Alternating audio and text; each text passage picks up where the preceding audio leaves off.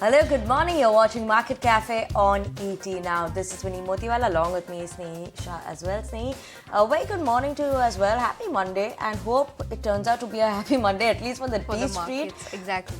But nothing exciting, right? When I'm looking at the US market handover that I've got. Not much happening. It's just very subdued. Even Friday, our trading session was also quite muted. Absolutely, Nothing exciting. Very muted, very subdued, and not looking very wow when it comes to the Wall Street. So let me take you through the global handover then, and let's start by looking at what happened on Wall Street. And US stock futures were little changed on Sunday night after the major averages kicked off 2024 with a down week as traders look ahead to inflation data and big bank earnings in the week that's ahead. And on Sunday, remember the congressional leaders announced a deal establishing a $1.59 trillion in top-line spending in order to avoid a potential government shutdown. That will also have its impact on how the market moves today. And Wall Street is coming off its first losing week in in a long time as mega cap tech stocks such as Apple underperformed and the treasury yields have also risen. That's a key point to note as well. And the Dow Jones Industrial Average dropped 1.5% for the week, and the S&P 500 slid 0.6% as well. Nasdaq posted its worst weekly performance since September as well, falling a whole lot of 3.25% last week. And well, Apple shares, they were the talk of the town because they slid roughly 6% on a weekly basis last week as well. And the yield on the 10-year treasury swinging back above 4%, so that's also another key point to note. And well, what's to look forward to this week? Traders will get greater clarity into the path of rate cuts from the central bank. The December Consumer Price Index is set to release on Thursday, while the Producer Price Index is due out on Friday as well. And this will show whether the Fed's effort to bring inflation down to that 2% mark is actually taking shape or not. Now, the latest corporate earnings will also kick off, with Friday being the results from all the big banks in America like the Bank of America, Citigroup, JP Morgan, Chase and Wells Fargo as well. So well, that's the handover coming in from the US markets. Not much happening over the course of last week as well. Shifting focus, let's talk about Europe, because European markets closed lower on Friday, rounding off a choppy first week of the new year as investors reacted to Eurozone inflation data and December's US jobs report as well. Now, the Stock 600 ended 0.3% lower. Most sectors and major bourses fell into the negative territory too. Retail stocks fell 1.1% to lead losses after data showed that Germany retail sales dropped far more than expected in November. Banking stocks, however, bucking the trend, were up 0.5%. FTSE down 0.4, DAX and CAC 40 also nominally down last week. So well, Vinny, that's the handover coming in globally from the American as well as European markets. But tell us what's happening with oil. Oil, those concerns in the Middle East, tension that is going on, the Red Sea issues that have been going on. Freight cost has already increased. Crude oil prices also do get impacted of that. But there are other factors now that are impacting crude oil prices as well. Now, this morning, Asian market check, when you're doing that and when you're checking how crude oil has actually started performing on this open, Brent crude oil prices quite subdued, down 0.2% in trade. Look at the Brent crude oil prices at $78.6 per barrel mark. WTI crude oil, $73.64 per barrel mark is what it's trading at. That's also down 0.2% in trade. Now, obviously, the main concerns that have come in for oil price in today morning trade is that Saudi Arabia has actually slashed the prices of its Asia crude exports to over a 2-year low. Although the losses were quite limited for the traders, but that is something in terms of the supply disruptions that are caused by the Middle East. Those concerns continue to be there, as well as any escalation in the Israel-Hamas conflict coupled with disruptions from the Red Sea. That's the main reason that we're seeing that oil prices remaining, quite a bit of a weakish footing that you could say as of now as well. So yes, nothing exciting in terms of the oil prices. Though yes, exciting for us because yes, they become cheaper for the Indian markets. But OPEC, on terms of higher OPEC supply, that's a concern. Saudi Arabia has cut to offset the Middle East worries. That's a factor, as well as Red Sea. These are the concerns that come in when you're talking about the crude oil prices. Keeping an eye out on that. Other than those obviously global cues that you did mention, those are factors that will impact crude oil prices as well. But as of now, nothing exciting, down almost 0.2% of the crude oil prices. Well, absolutely subdued as ever. But staying with oil markets, then according to a JP Morgan note, the global oil consumption in December grew at the slowest pace in 9 months. The research firm, however, said that despite undershooting expectations in the last month of 2023, global oil demand growth was in line with yearly expectations. Meanwhile, Bank of America expects more volatility in the oil markets this year, and according to them, US oil refiners and companies are likely to face a challenging 12 months with expectations of the Brent averaging around $80 per barrel this year. Okay, surely that's the word coming in also from brokerages, but let's look at the important events that we're keeping an eye out on as well. And obviously just today itself, let's not forget the Japanese market are shut with respect to the for the H day. Then we have in global cues, we'll be watching out for consumer and economic confidence, retail sales data.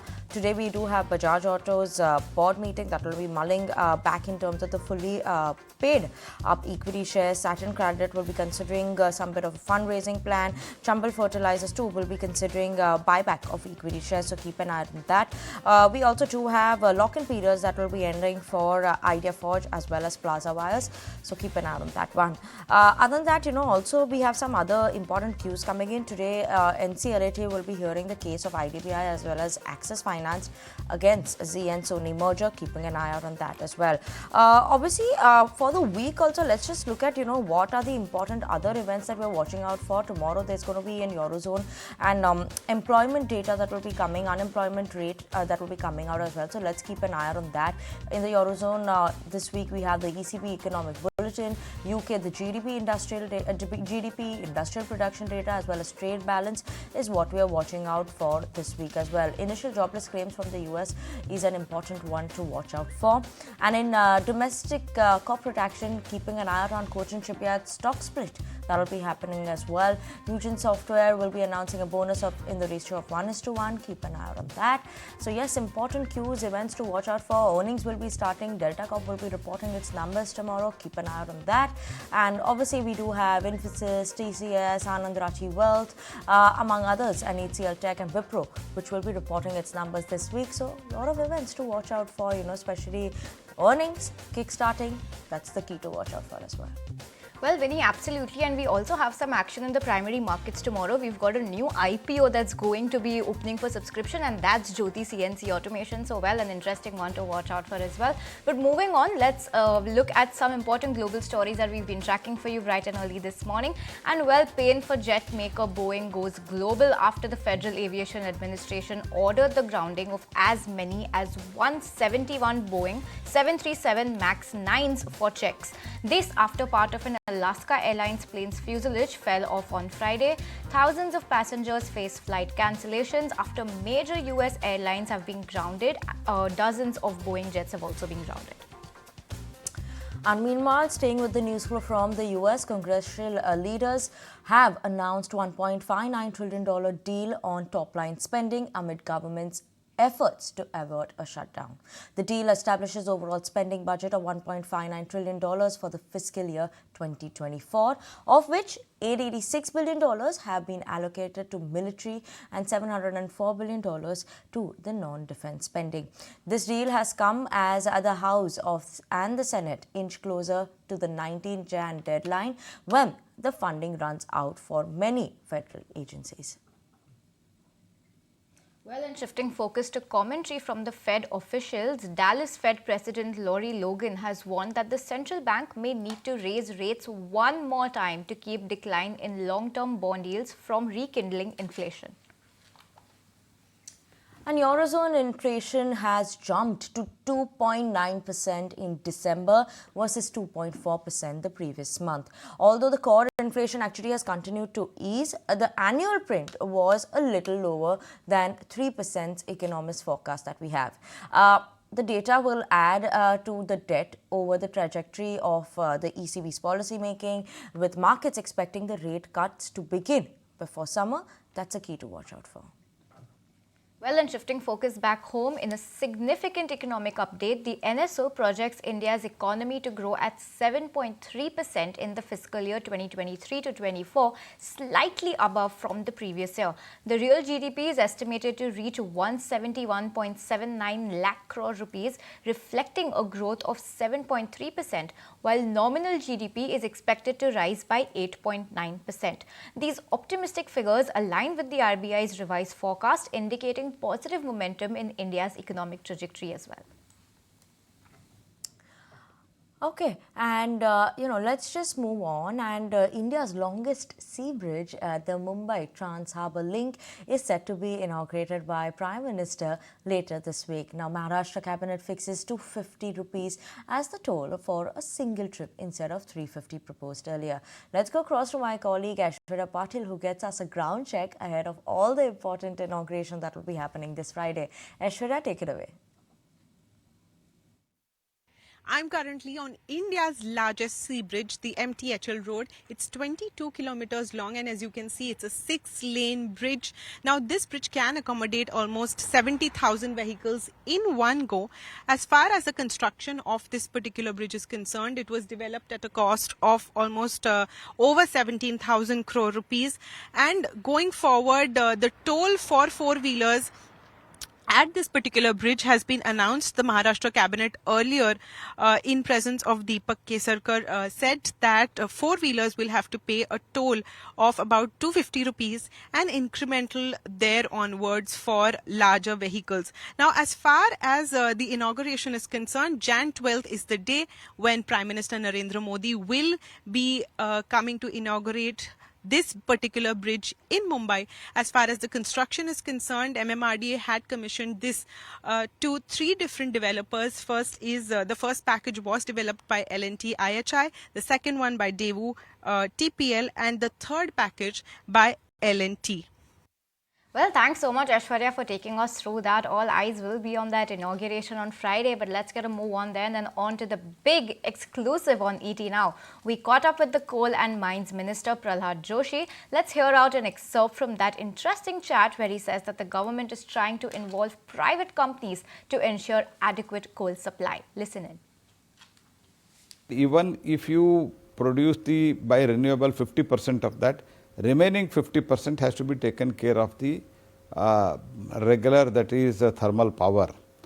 And with this thermal power also, how we should go for the sustainability, that is the challenge before us, and we are already working on that. For example, sapling of the maximum trees and using the mined water, all such things we are doing it, and also using the technology, coal gasification, using that, because ultimately coal is available with us, and we are not able to meet out the entire demand through other sources. Along with government companies, we are trying to involve the private sector also, because the government companies has got their own limitation. But still they have done well. I congratulate Coal India and other PSUs. And at the same time, we cannot depend on one company, one source. That's why we involved the private sector also.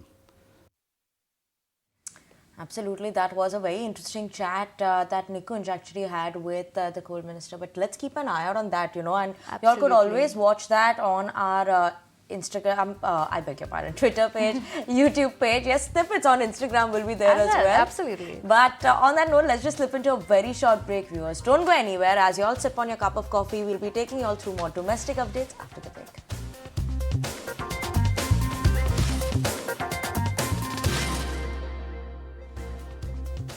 Hi there, welcome back, and thanks so much for staying tuned to Market Cafe. This is ET Now.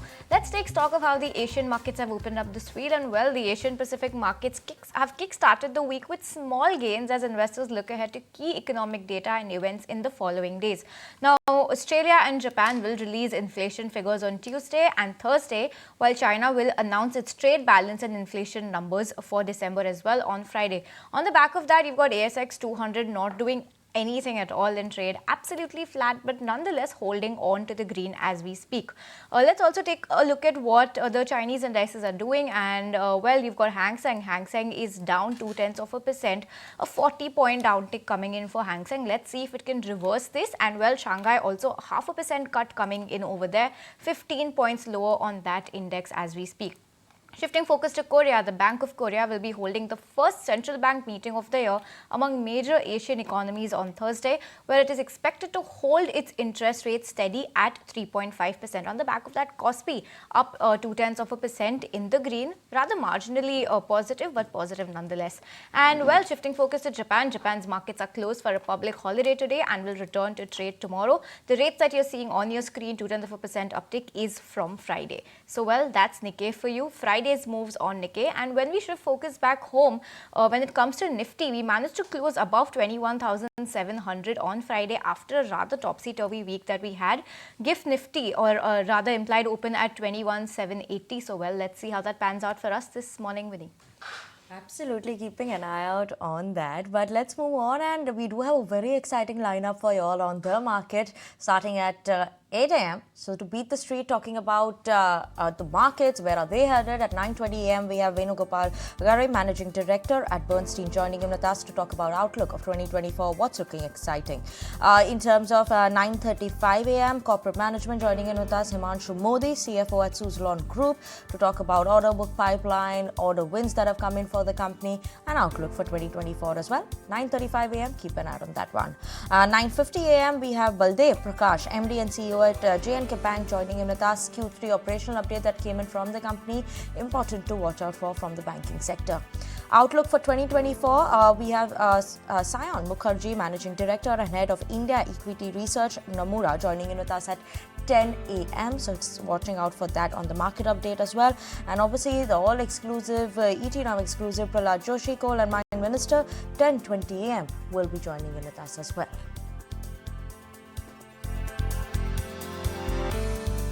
Well, that's a strong power pack lineup that we have lined up for you today on the market, starting at 9:20. But with that, here's the news for the hearing impaired. Welcome back, and you're watching Market Cafe on ET. Now let's get more stock specific and domestic front, and stocks that could be actually included in the MSCI index could be in focus today. Now, with a cutoff period for the required criteria between 18 Jan and 31st, Jindal Stainless and PNB could be the likely additions in the global standard index. Soumit is standing by to join in and give us these expectations that are there. What are the MSCI changes that we are expecting this time around, and which stocks, Soumit, are involved here? Well, multiple stocks would remain in focus on the back of the MSCI next review that is likely to come in. Now, to decide the stocks that would get included or excluded from the index, the cutoff period would be anywhere between Jan 18 to Jan 31st. The announcement for this is expected to come in on Feb 13th, and the adjustment regarding the inflows and outflows would happen on February 29th. So stocks that would remain in focus, firstly, based on the current prices, Jindal Stainless, PNB, BHL, NMDC and Oberoi Realty are likely to get included, and flows could be anywhere between 131 to 149 million US dollars in these stocks. Now, if there is a price up move of around 2 to 6% in Alchem Labs, Union Bank, Solar Industries and Prestige Estates, then they could also get included in the MSCI Global Standard Index, and if they get included, the flows could be anywhere between 122 to 127 million US dollars. And if there's an up move of close to 8 to 12% in stocks like Dalmia Bharat, NHPC, GMR Airports and Nykaa, they could well get included in the MSCI Global Standard Index, and flows could be anywhere between 114 to 120 million US dollars. And if at all there's an up move of around 15 to 20% in stocks like Canara Bank, Mankind Pharma, Vodafone Idea and Bosch, then they could also get included, and flows could be anywhere between 110 to 113 million US dollars. Now, one stock that could get excluded if there's a down move of around 3.5%, and that is IGL, and if that happens, then there could be an outflow of close to 113 million US dollars, which is nearly 8.9 times the 20-day average volume. And apart from that, a host of small cap stocks could also be in focus on the back of inclusion in the MSCI small cap index. Few names are IREDA, this is a recently listed entity, Cello, JP Associates, RR Cable and Honasa Consumer. There are multiple other stocks that also one needs to keep an eye out for. Now, inflows in these stocks might not be on the higher side, but they could well get included in the MSCI small cap index going based on the current market prices. Well, Swami, thanks so much for taking us through that. A whole host of stocks to be in focus on the back of that MSCI inclusion. But another stock that will be in focus today is IRCTC. And this is on the back of a bullish note coming in from brokerage house Investec. My colleague Sharad is standing by with all the key takeaways from this note. Sharad, take it away. Well, the important update coming in for IRCTC. Now, the opportunity is for the Vande Bharat trains, and as per the note by Investec, they have stated there is a very strong potential going ahead.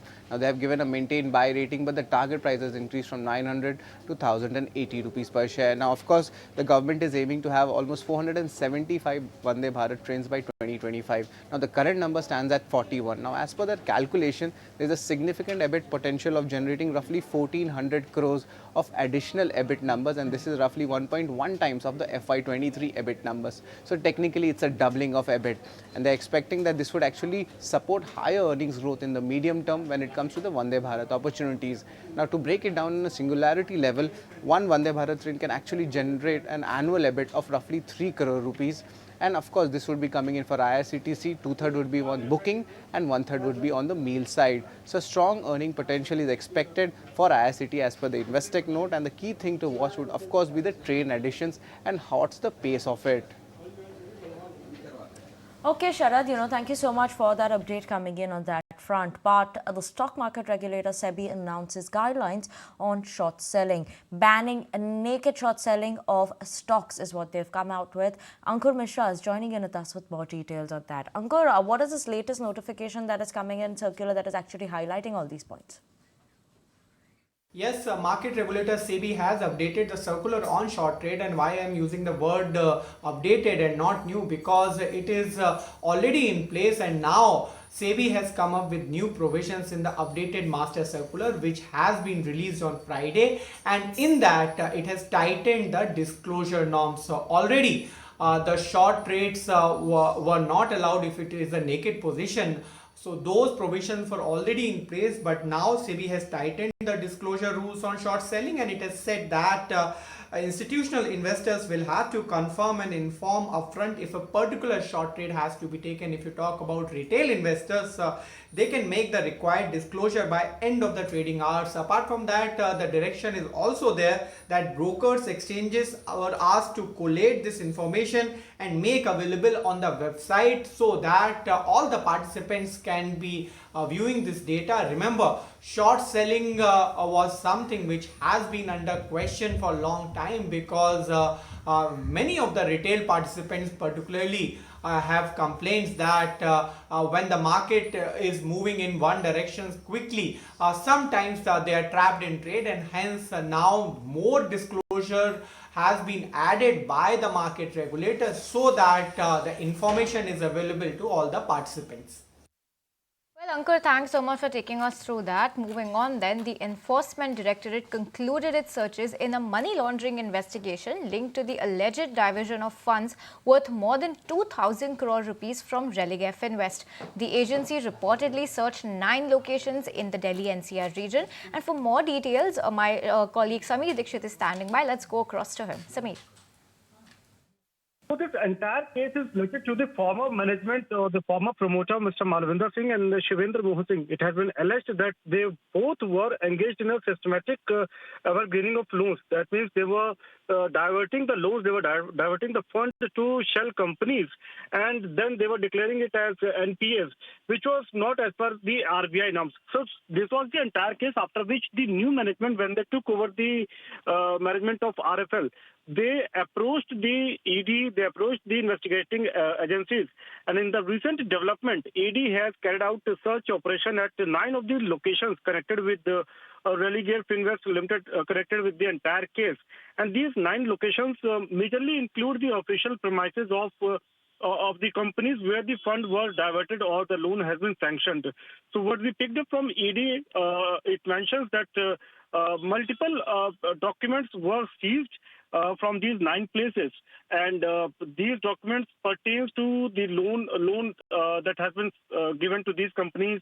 And when we talk about the company names, then RFL, M3M, India Holdings, RHS Holding Private Limited, Hillgrow Infrastructure. So these are a couple of companies at the official premises of which the ED carried out a detailed search operation. And the documents were seized, digital evidence was seized, and in addition to this, ED has also claimed that a large-scale proceed of crime that has been generated out of criminal activities, it has been identified and it has been seized by ED. So that is a big development in the entire case. And we also got the official response from the Religare, which said that they are in touch with the investigating agencies and they have requested to expedite the entire case. Thank you so much for that, Samir. But let's move on, talk about FMCG companies. They are in focus, and mainly why? Because they have been raising the grammage for various products as inflation in the country has started easing, and on the heels of recent pile up of FMCG goods with distributors and retailers. Asta Chopra is joining in with us with more details on that. Asta? Several fast-moving consumer good companies have recently implemented an increase in their grammage of the products. This move comes after declining raw material prices. Some other significant factors which led to this is stable inflation and a dip in consumer demand. Personal care items and food items have witnessed most of the significant grammage increases, with some instances like chips and biscuit adding as much as 10 grams in their packages. This move has several considerations like drop in the raw material costs, provide an opportunity for the manufacturers to offer more in the same price, potentially boosting their competitive edge. Also, this step is temporary depending all the factors mentioned above. Stable inflation minimizes concern cost burden as well.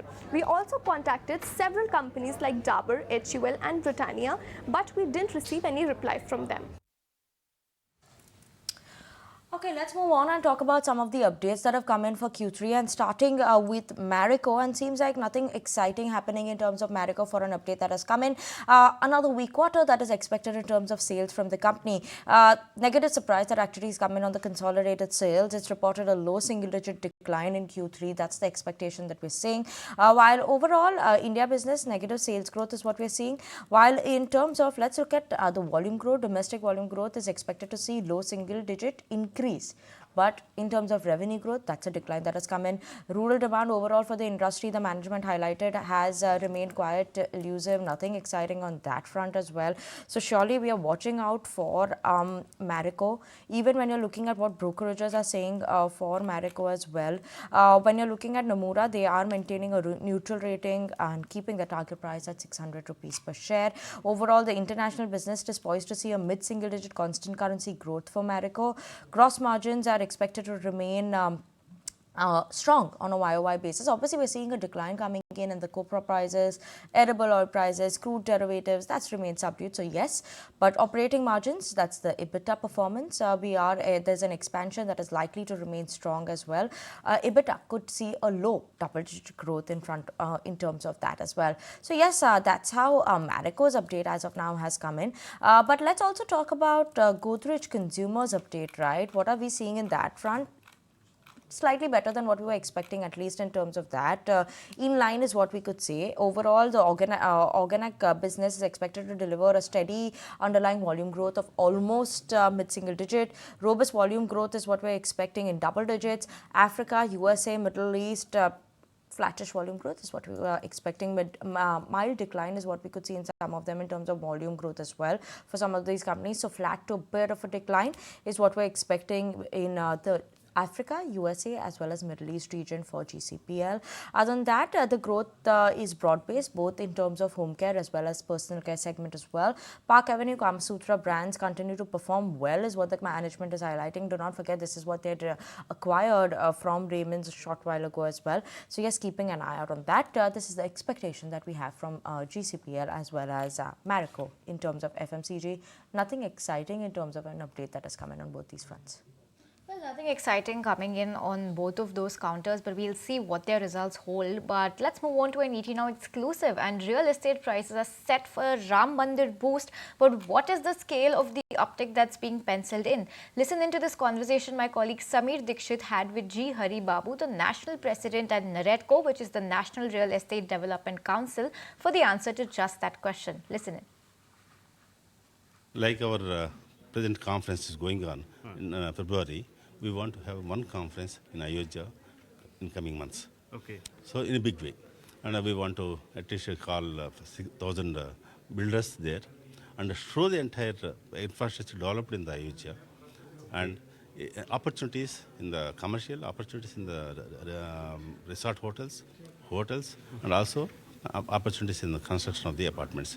So, okay, locally we have the one chapter, but local people, not only local people, the entire Indian real estate industry want to look into the Ayodhya, this thing. So, it is a very great infrastructure took place. The 2019 Supreme Court verdict till now, we have seen that the in terms of rate, if you see, it has jumped almost like 3 or 4 times. Okay, and seeking all those aspects, what your understanding is like overall, what could be the size and to what quantum it can lead to, sir? Quantum of number of apartments. Of the overall development in real estate. Sir. The overall development, as we are now at 7 lakh units are getting sold this year. 7 lakh units all over India. So I'm expecting every year about 4 to 5% increase in the numbers. And by price, volume, money wise, it will be 10 to 12%. Will you pitch to government regarding some expectation or some special request for Ayodhya in terms of development? If you go in there, you want some sort of a special arrangement? We don't want anything, this thing, but no, if realty sector, if we are going for the hotel or something, normally they give up to first 5 years exemption of GST, exemption of power bill, 25%, this thing. These type of things, what are the normal schemes are there, state government is also giving, central government is giving. So what we know, any new city will come if you give some attractions. Thing is basically 5 years, no GST from operation to first 5 years. Okay. And also 25% or 30% power tariff, these things, so that resort hotels, big hotels, they will all come. Okay, and on that note, we're going to slip into a very short break, viewers. But don't forget that ET Now and ET Now Swadesh, in line with helping Indians rise with India, have partnered with Sundaram Mutual to launch Nivesh Day, a groundbreaking campaign to help viewers build their personal finance portfolios through regular and disciplined investing. Nivesh Day is being celebrated on the 5th of every month. Join ET Now Swadesh and Sundaram Mutual to learn how you can build your financial future with an SIP in mutual funds.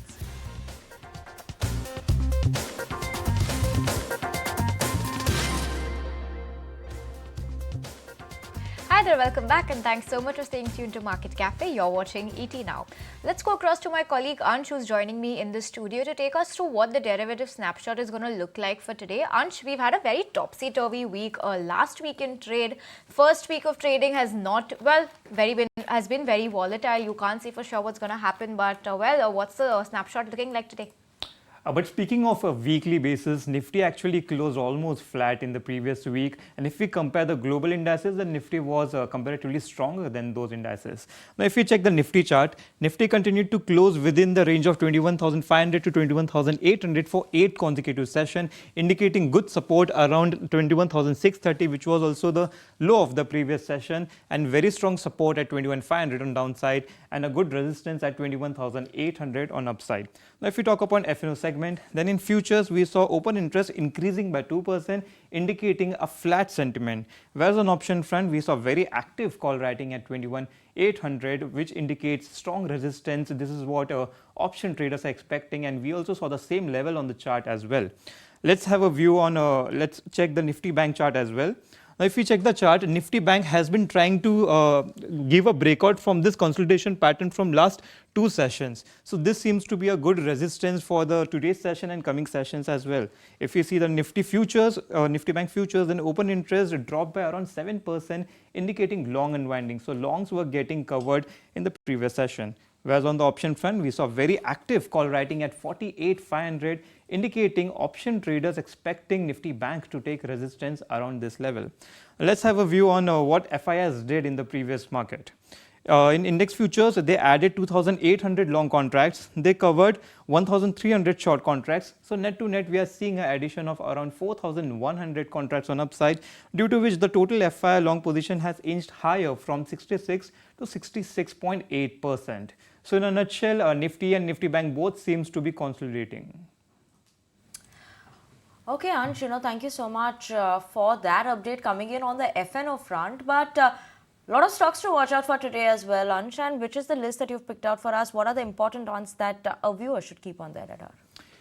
Right, so Godrej Industries will be the first stock in focus for today's trading session, as company has signed a non-binding MOU with Gujarat government to invest around 600 crore over for next 4 years. Apart from this, SJVN will also be in focus, as company's wholly owned subsidiary SJVN Green Energy has signed power usage agreement for 200 megawatt of solar power capacity. The development cost of this project is estimated to be around 5,491 crore.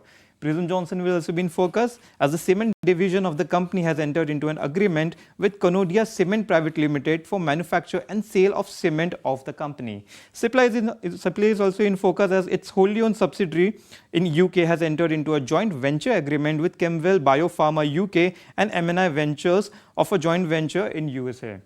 Lastly, JSW Steel will be in focus, as company has informed JSW Utkal Steel Limited, a wholly owned subsidiary of the company, has received environment clearance for setting up a greenfield integrated steel plant of 13.2 million tons per annum of crude steel. So keep an eye on these stocks. Surely keeping an eye on these ones, but a lot of Q3 updates that came in as well, and some from the retail consumption side. Let's talk about Titan. Now, when you look at Titan's number, bit of a softness that we've seen coming in terms of the growth, especially that this is the festive season. We were expecting very, very strong trends coming in from the jewelry segment. But overall, when you look at the growth that has come in, overall growth is at 22%. Jewelry segment, 23% growth, that's including the international business, and only domestic jewelry business growth. That's at 21%. Now, obviously, when you're looking at it, this is soft, given that it was wedding season, as well as in terms of the festive demand that we saw coming in. But other than that, just look at what other in terms of we are seeing for other segments. Watches wearable, we are seeing a 23% growth overall, while in terms of excluding the international business, when you include the international business, it's 21%. So it seems like a bit of a decline in the international business, but other than that, overall the watches segment has seen a 23% growth. Eye care business, that's seen a decline this time of 3%. No new stores were added for the eye care business as well. So that's something you should keep an eye out on. Emerging business continues to see good growth as of now, and you can see Tanera, CaratLane, that too have seen a very good growth in terms of segment wise. So those businesses, yes, continue to do well, but overall we're seeing a bit of a softness that has come in terms of the Titan's performance, and that is why we're keeping an eye out on this as well specifically. Other than that, we had Nykaa also that actually came out with its Q3 update this morning as well. When you look at it, overall, they're expecting the net sales value to grow in the mid-20s, as well as revenues to be in the low 20s. BPC segment, mid-20s is the expected growth in terms of gross market value. Current scenario for the industry is a bit subdued, but going forward, yes, they're expecting decent growth on that front. Fashion industry muted despite the festive season, wedding season, no excitement on that front as well. So yes, Nykaa Fashion is expecting to see a good growth, but yes, nothing in terms of that excitement that we were expecting to see. So yes, that's one to watch out for. Let me just take you all through what brokerages are saying on Titan as of now. Morgan Stanley is maintaining the equal weight rating, target price of 3,190 rupees. While HSBC also maintaining a buy, but they've hiked the target price to 4,200 rupees from 3,900 rupees. That's the word coming in on Titan. For Nykaa, we're seeing Morgan Stanley is continuing to maintain their rating as of now. There's no upward revision or anything in terms of target price as well. Stock rating overweight. Target price is 173 rupees for Nykaa. That's from Morgan Stanley. So that's how both the Q3 updates are looking, as well as what brokerages are saying on both these companies. Well, on the back of those updates, keep your eye out on Titan as well as Nykaa today. But we've also been talking to market honchos to understand where indices are headed in 2024, to see if we're looking at a due correction, if any, and if the market is in a bubble after all. So here are views from experts like Rajat Rajkharia, Mahesh Nandurkar, as well as Ravi Dharamshi. We are nowhere close to a bubble. You have the entire IT space, right, which is yet to participate in any meaningful manner. You have all the likes of Hindustan Unilever, which is almost at the same price what they were 2 years back, right? I would think that you have, I won't say bubble, but I would think you have seen a lot of frenzy coming into many of the sectors which for the last 7-8 years were not a part of the market at all. Business cycle momentum will surely continue for another 3-4 years is what I feel. However, markets might have moved a step higher, and there might be a need for that correction consolidation to happen at some point of time this year. While we've had a stellar CY23, I think CY24 should continue, with that strength, and we should be expecting, strong double-digit returns for the Indian markets in CY24, unless something goes wrong terribly globally. Okay, those were the important voices coming in on the views on the market as well. But let's shift focus to important news flows coming in from India as well as global. Chinese shipping firm COSCO has suspended shipping to Israel. This comes as shipping lanes in the Red Sea have been disrupted by attacks carried out by Iranian-backed Houthi militants in Yemen. Let's move on. An update coming in from a neighboring country in Bangladesh, where the Prime Minister has won the re-election for a fifth term in the national election that was conducted on Sunday amidst the boycott by the BNP. Update from Maldives. Now, the Maldives has suspended 3 deputy ministers for ridiculing Prime Minister Narendra Modi on social media after Indian High Commission in Amale registered a protest over the issue. The controversy comes amid strained ties between the two countries due to Maldives' president's effort to limit defense ties with India and strengthen relationships with China. Well, and moving on then, Defence Minister Rajnath Singh will be on a 2-day visit to London from today to hold a bilateral meeting with his UK counterpart, Grant Shapps. He's expected to discuss issues related to defence, security and industrial cooperation. He will become the first Indian Defence Minister who will visit the UK in 22 years. And a weather update coming in then. A cold day and dense fog conditions are likely to prevail in several pockets of North India, including Uttar Pradesh and Punjab during the next 4 days. So well, gear up for that. Those were the top news flows that one should watch out for today as well. But with that, we're absolutely out of time on this edition of Market Cafe. Nifty implied open, quite subdued as of now. But a goodbye from Snehi, myself as well as the team who put the show together. Don't go anywhere. Markets will take the action forward.